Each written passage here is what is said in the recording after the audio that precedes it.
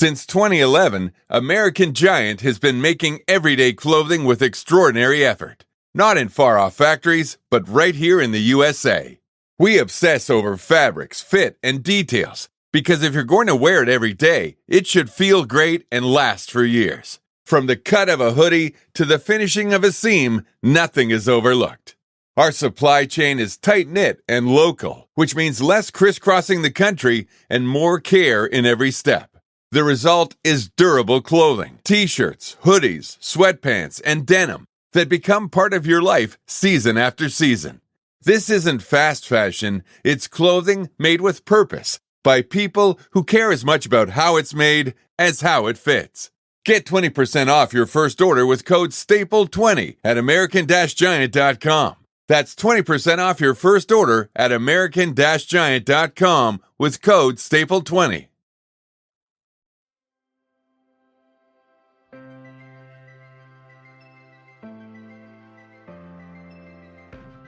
As a small business owner, have you ever felt overwhelmed by the pressure of choosing the right hire or leading a team?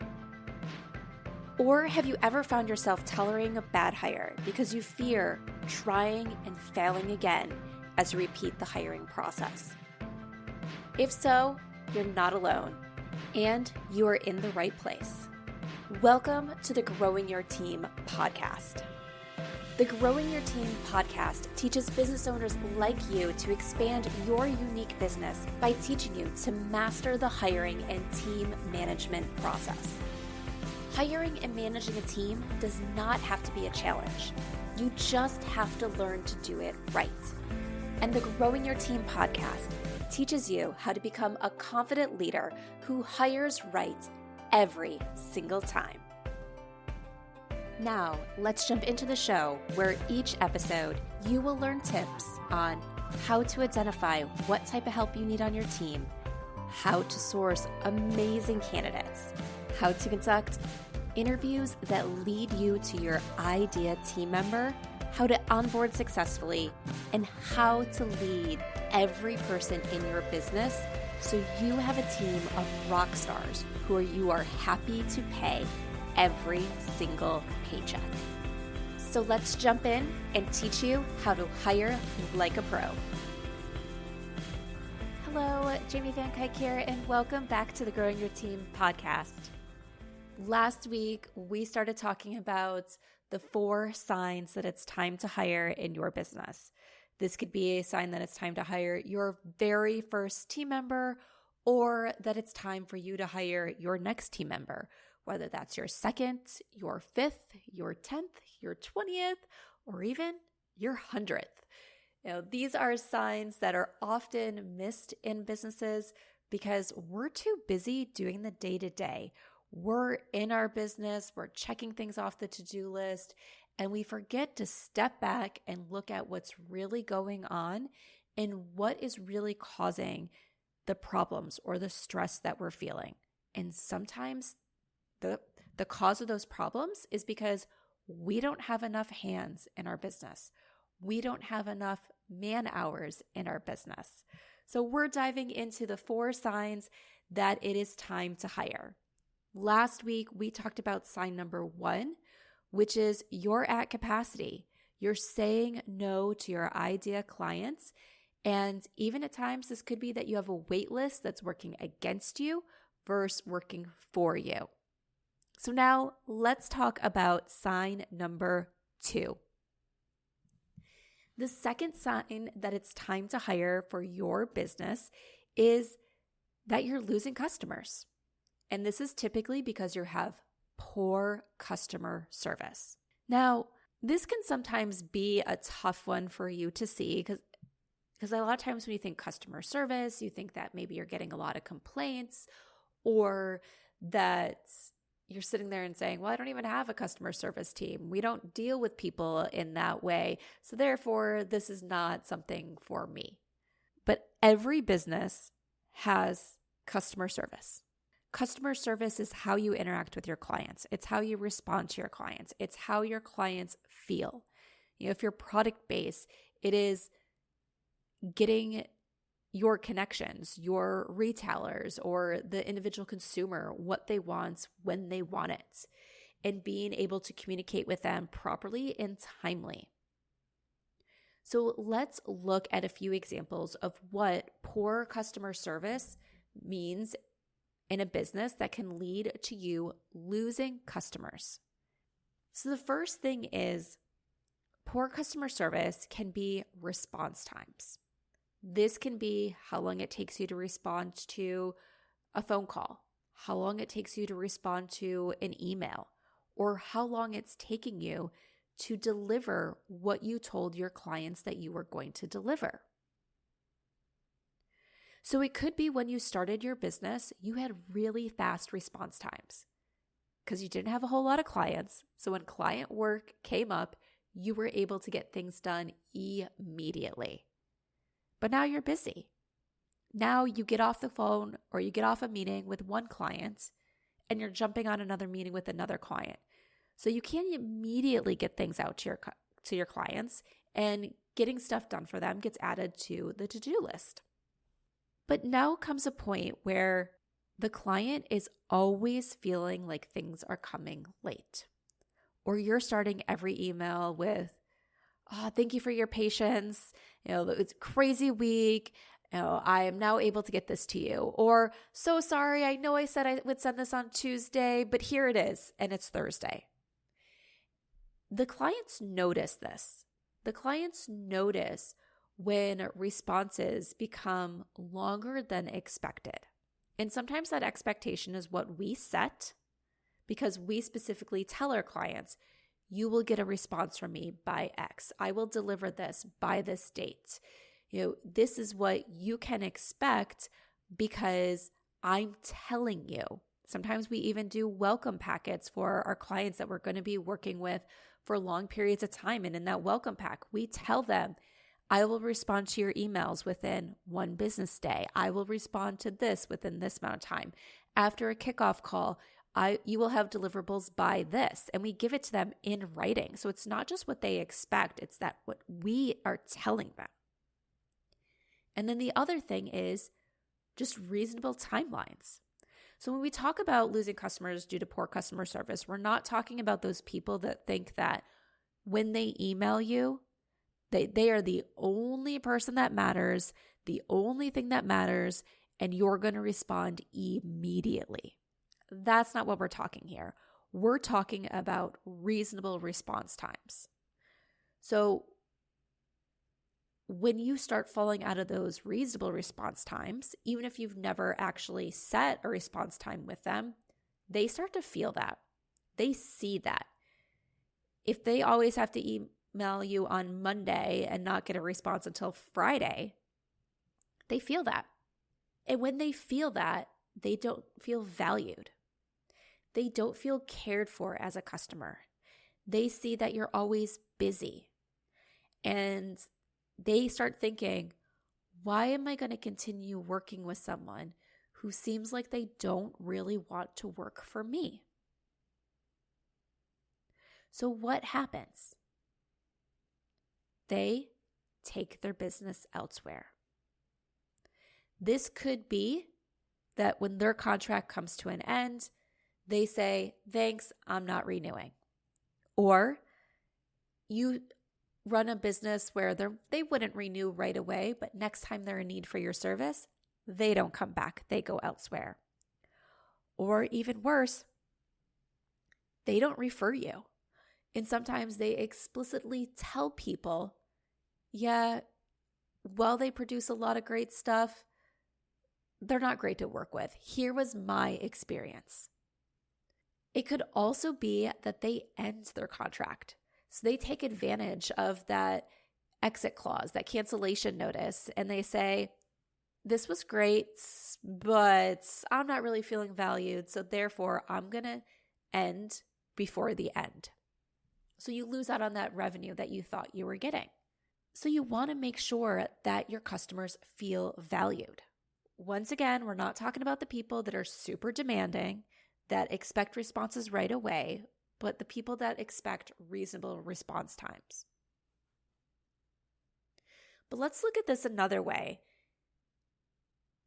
Poor customer service can also happen before you get a client. So now we're talking about potential clients.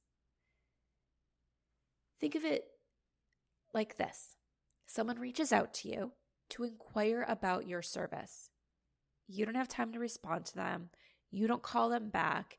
You don't see their email for a few days, or the first time they can get on your calendar is weeks out. What happens during that time between when they want to talk to you and you actually talk back to them? They can take their business elsewhere. And then you lose that customer before you even had an opportunity to talk to that customer because your response times were too long. It could also be after that first conversation that you're taking too long to get a proposal to them. You're not answering their questions in a timely manner. And they start to say, wait, if this is how they're treating me when they want my money, how are they going to treat me when they have my money? Because most people are going to assume that the sales experience, they're going to get treated the best out of the entire process. They're not necessarily expecting that they're going to be treated worse, but they're going to be treated the best in that part of the process. So how you're treating them can continue, but they're not going to assume that service is going to get better once they become a client. Right? So their assumption is if you take too long to respond during that sales process, you're going to take too long to respond when they're a client. And therefore, they're going to be hesitant about giving you their money. So what does it look like and how does it benefit you to hire when this is going on in your business? Well, the first way it's going to benefit you is you can reduce those response times because you have help. And we'll talk about in a minute what that potential help could look like. Also, with the potential clients, you can potentially get more clients because of the fact that you're able to secure that business before that person goes elsewhere. So you're able to earn more business and earn more revenue for your organization. On the flip side, when you don't hire when this stuff's going on, as we already talked about, people take their business elsewhere. So you lose out on revenue. It also creates poor customer experiences. And what happens when we have poor customer experiences? We tell our friends, we write reviews, we just feel a negative experience. And we don't want to create that for our clients. We want our clients to have positive experiences. We want our clients to write us positive reviews. So we don't want to create negative experiences that are going to impact our future business, whether it's with that client or with another client. So what does hiring help look like for the situation? In some ways, it looks very similar to hiring for the first sign when you're at capacity.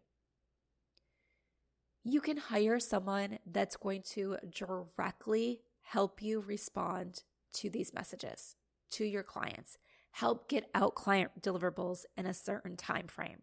So that way it's not all falling on you. This can once again be a second you, a junior you who's working directly with clients, who's taking sales calls, who's working on client deliverables. They're either doing all of the client process for set clients while you work with other clients, or they're helping you within that. So they do A and you do B within the process. They could also be helping to take work off your plate that doesn't involve this client communication and interaction. So that way you have more time to respond. You can be more timely. You can get out those client deliverables. You can answer the phone. You can have more space on your calendar for client meetings or sales meetings.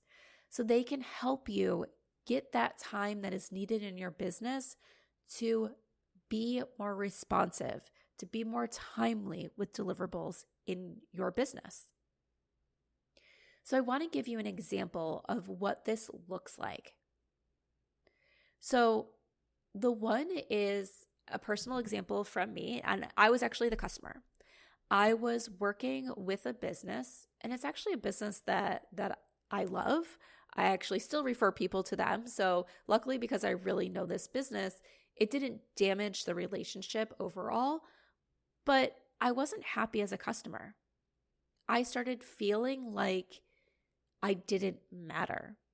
And because I was friends with this business owner, I communicated to her, and she even admitted that, yeah, with a lot of the other stuff that was going on, our project was much smaller and just not a priority. So we decided to end things in a way that worked out well for both businesses.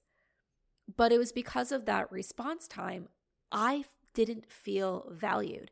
I didn't feel like I was getting what I signed up for.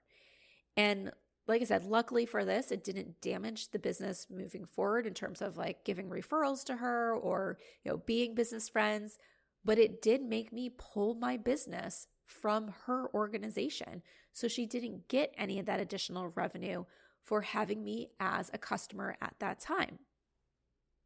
And for her client roster, yes, I was a small project, so it probably really didn't impact the bottom line that much, but it could have been a bigger project.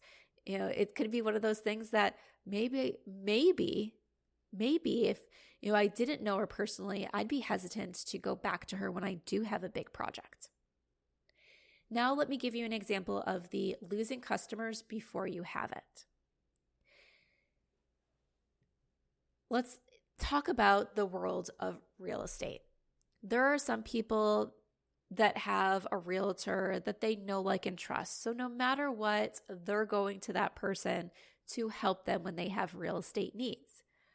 But there's also a huge market of people out there that don't know a realtor in the market that they're trying to buy and sell. So what do? They might be connected to someone after they ask a friend for a referral. They might go to places like Instagram and look up realtors to see who matches their style, who they connect with. They might just do a Google search. They might do different things to figure out, who should I connect with? But chances are, if they get referrals, they're not just asking one person and getting one referral. They might get 3, 4, 5. When they look up on social media, on Instagram or any of the other social media channels, or even doing a web search to find a realtor in the area, they're finding multiple. And when they contact that person, if that person doesn't contact them back in a timely manner and they go to somebody else, they're missing that realtor's missing that revenue opportunity that they would make off the commission of that purchase or of that sale. When I've worked with a client in the past, they kept going back and forth on some of the tasks that they would give their new team member because they really felt like it was time to delegate. And they thought about, should this person be full-time? Should they be part-time? Can I afford this team member? And they really went through this period of doubt of affordability for this team member. And this client had a policy that if she was meeting with a client, so this client of mine, I want to make sure that's clear, had a policy that if she was meeting with one of her clients and she was face-to-face with that client, she didn't look at her phone because she wanted to be fully present for that client. So she didn't answer text messages, she didn't answer phone calls, she wasn't answering emails during that time. So there had been times that she leaves a meeting with the clients, she looks at her phone, she has a voicemail from someone inquiring about her services, she calls them back, they've already gone with another realtor. And we talked about, well, what could that potential commission have been if they became a client? How many of those calls, how many of those situations are happening? And once we went through that and added that up, she realized that the business she was losing was more than what it would cost her to hire this team member who could help her answer the phones when she was in a client meeting, that could respond to emails, that could help with those inquiries and secure that business when she couldn't be doing it herself. So losing potential business can add up significantly. So if you're in an industry or you're noticing that people are going elsewhere before you have an opportunity to talk to them, then it's really important that you consider hiring someone. And then once again, as we go to wrap up for today, if you are noticing that you are starting to lose customers or your customers just don't seem happy, you even feel like your response times are getting too long, your return clients rate is going down, your client renewal rates, if you have a business where there's the opportunity for them to renew right away, if that is going down, then it's potentially because you are providing poor customer service. They don't feel valued and they're taking their business elsewhere as a result. All right, so that wraps up sign number 2, that it's time to hire for your small business. Once again, this could be your very first employee, your 10th employee, your 20th employee. Watch out for these signs. Make sure you're looking for these signs at least once a quarter, if not once a month. To recap, sign number 1 is that you're at capacity and you're saying no to your ideal clients. Sign number 2 is you're losing customers because you're not providing the customer service that they expect or that you taught them that they should have throughout your previous interactions with them. So next week, we are going to have another wonderful guest interview. So come back in 2 weeks. Well, obviously come back next week and listen to that wonderful guest interview, but come back the week after that to hear the 3rd sign that it is time to hire for your small business. Are you tired of going through a hiring process that supplies unqualified candidates, waste your time interviewing tons of people who are not right for the position, and leads you to hiring someone who you just want to fire a few months later? Then it's time for you to download my free checklist, the hiring checklist, how to hire the right team for your growing business. This checklist will teach you the 8 action steps you need to complete for a successful hiring process. Imagine the goals you could have, the clients and customers you could serve, and the revenue growth that could happen with the right people on your team. If you're ready to learn the steps that are required to hire like a pro, then head on over to growingyourteam.com/checklist to download your free copy of the hiring checklist, how to hire the right team for your growing business.